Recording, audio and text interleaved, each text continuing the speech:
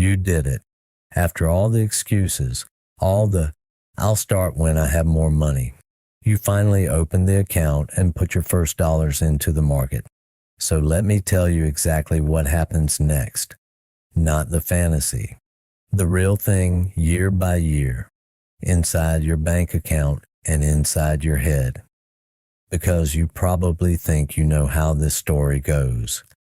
The market drifts upward, your money slowly grows, and 10 years later you're comfortably richer. Simple. That is not what happens. What actually happens over the next 10 years is a psychological journey almost nobody warns you about. And hidden inside it is a single moment, one that arrives without warning, that quietly decides whether you end up wealthy or end up with nothing. And here's the part that should unsettle you a little. The thing that decides it isn't the market, it's you. But we'll get to that. First, let's live through it. Let's start with year one. And here's your first surprise, because year one feels nothing like you expect. You expect excitement. You finally started building wealth, so surely you'll feel it. Watch the money grow. Feel the momentum. But you open the app a week later, and almost nothing has happened. A few dollars up, maybe a few dollars down. You invested, and the earth did not move. And this quiet, anticlimactic feeling is the first test, the first place where most people silently give up. They conclude it isn't working, that investing is a scam or a waste, and they stop. In the most boring, uneventful stretch of the entire journey, they quit before it ever begins. So why does year one feel like nothing? Here's the answer, and it matters. In the beginning, the money you put in completely dwarfs whatever the market gives you back. If you've invested a few $1,000s and it grows the market's long-run average, that growth is tiny next to what you're adding yourself. The engine is running. You just can't hear it yet, because right now, you are doing all the pushing. For now, hold on to those two words. For now. Because they're about to become the whole story. You keep going, and somewhere in the next year or two, it happens. The thing you were quietly afraid of, the market drops, and not politely. You wake up one morning and the account you'd finally gotten comfortable with is bleeding red, down 10%, then 15%. Suddenly it's worth less than the money you put in. Every headline is screaming about a crash, a recession, the end of something. And now you're standing at the exact moment this entire video has been building toward. So let me ask you the question that decides everything. What do you do? Now your gut has an obvious answer about what just went wrong. This crash, this is the danger. This is the thing that destroys investors, right? Here's your second surprise. It isn't, because a drop like that isn't a disaster. It's a Tuesday. Look at the actual history.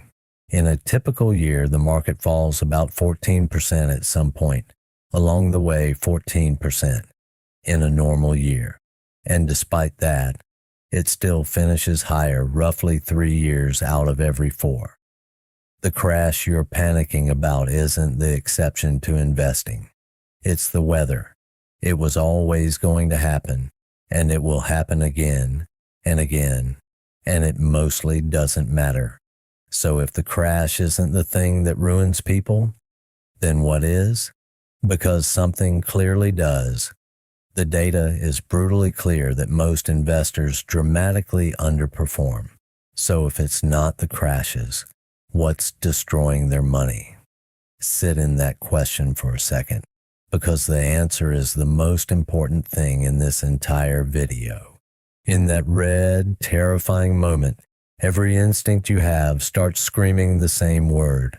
Sell, get out, stop the bleeding, move to cash, wait until things calm down, and get back in when it's safe.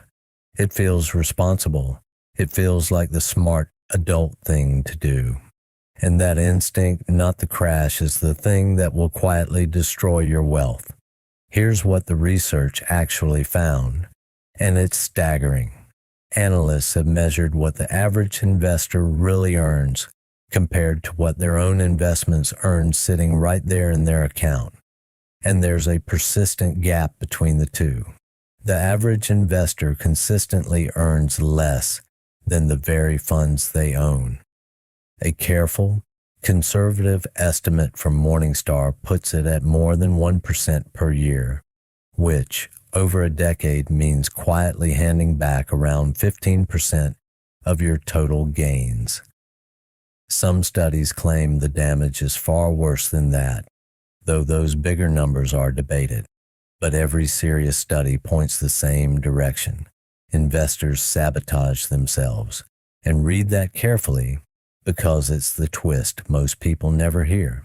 They don't underperform because they picked bad investments. They underperform because of when they buy and sell. They panic and sell when it's low. They get excited and buy back when it's high. They do the exact opposite of the one rule everyone claims to know, and they do it precisely because of moments like the one you're standing in right now. But it gets sharper than that, because there's a specific brutal reason selling in a crash is so catastrophic, and it's almost cruel. The market's best days tend to happen right in the middle of its worst ones. The biggest single-day jumps are huddled together with the biggest drops in the chaos, which means if you sell to wait for things to calm down, you are almost mathematically guaranteed to be sitting in cash when the explosive recovery hits. How much does that cost you? Consider this. If you miss just the 10 best days in the market over a 20-year stretch, your final wealth would be cut roughly in half. 10 days out of 20 years. Miss them by stepping out during a scary moment, and you lose half of everything. Not because of a crash, because you flinched during one. So what do the people who actually make it do in that red, panicked moment?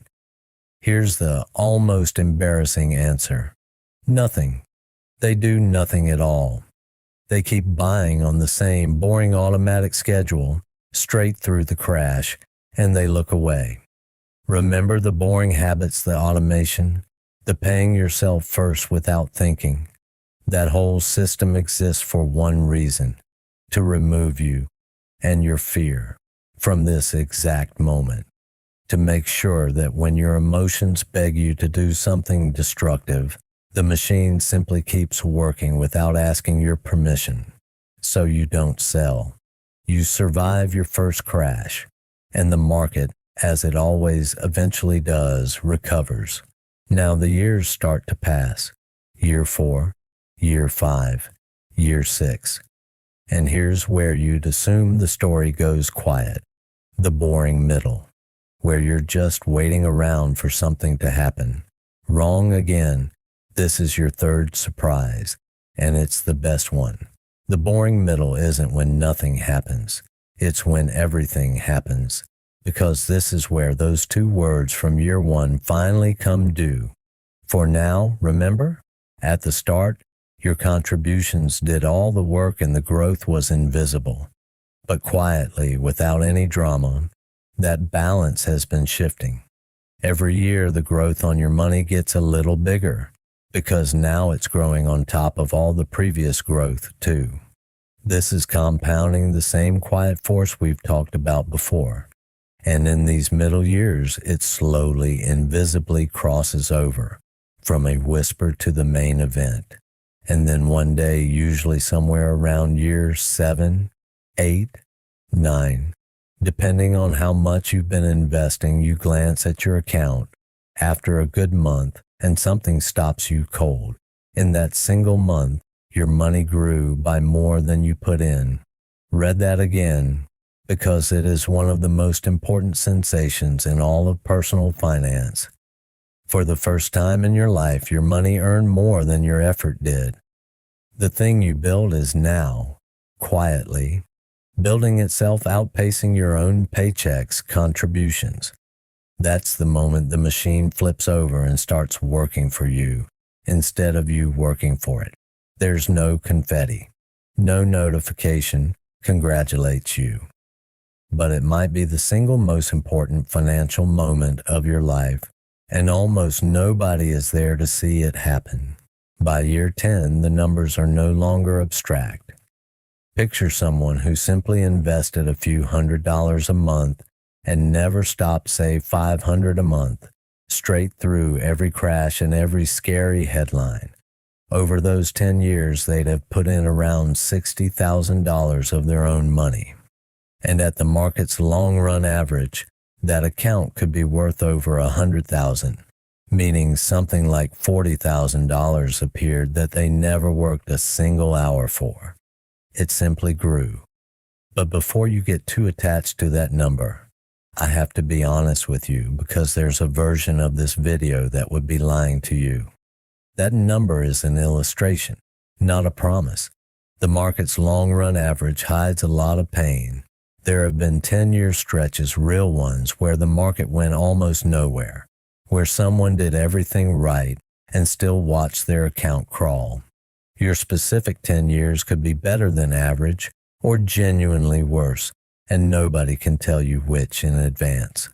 7% after inflation is a long-run tendency, not a guarantee, and past performance never promises the future. And those behavior gap numbers deserve honesty too. The conservative Morningstar figure of 1% or 2% a year is solid and well understood. But the truly terrifying versions you'll see quoted, the ones claiming the average investor loses more than half their potential wealth, come largely from one firm whose methods are seriously disputed. The real gap is very likely smaller than the scariest headline. It's just not zero, and it's not in your favor. And there's a deeper honesty this whole story requires. All of it assumes you had money to invest and keep invested for a decade, which, as we've said before, simply isn't equally available to everyone. This isn't a moral test you pass or fail. For a lot of people, the barrier was never temperament. It was that there was nothing left over to begin with. So this isn't a guarantee of wealth. It's a map of what the journey actually feels like and where the real dangers are hiding, which are almost never where you're looking. Which finally brings us back to the promise I made you at the very beginning, that single moment that decides whether you end up rich. And now you can see the whole truth of it. Over these 10 years, the market will do what it does. It will rise and crash and recover and rise again on a schedule nobody can predict and you cannot control. And here's the strange, liberating secret. That part mostly takes care of itself as long as you leave it alone. The market was never really your opponent. The only variable that actually decided your outcome across the whole 10 years was whether you could sit still, whether in the red and panicked moments you could resist the screaming instinct to act. The crash was never the enemy. Your reaction to it was. Investing, it turns out, isn't a test of intelligence or clever timing or picking the perfect thing. It's a test of temperament. The market spends 10 years trying to scare you out of your own future, and the only thing you have to do to win is refuse to flinch. Which means the real work of those 10 years was never really about your money at all. It was about becoming the kind of person who could hold on while it grew, the person who could be handed the results of patience and not throw them away. That's the version of you the market is quietly trying to build, one terrifying moment at a time. Next time on this channel, we're going to sit inside one of those terrifying moments, completely a real market crash, and look at exactly what it does to your money, your brain, and why the people who truly understand crashes end up getting richer because of them.